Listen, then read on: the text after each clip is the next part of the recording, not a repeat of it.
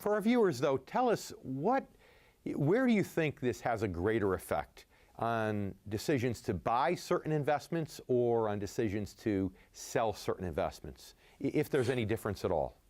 I don't think that there's necessarily a difference. Okay. We can make mistakes in any field. We can make mistakes of any variety. But when it comes to buying and selling, it depends upon the particular individual and particular individual circumstances.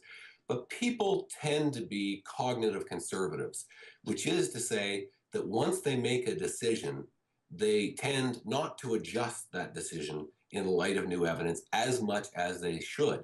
So if you decide, I'm going to buy this stock, I think it's going to be a winner, and then you start to get new information which suggests, no, it's actually not a winner, people will tend to stick with the stock too long, which is to say you're not adjusting, you're not selling as enough. But there's a big caveat to that, because there are other folks, particularly day traders, high volume traders, they actually get into the opposite mistake, which is basically that they're constantly churning and constantly changing the decision and buying and selling and buying and selling and buying and selling. And they're doing that because they have no commitment to their decisions.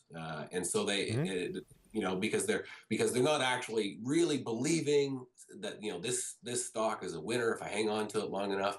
And so there's no commitment, and so they're too free and easy when it comes to the decision. Okay, I'm going to sell it, off it goes.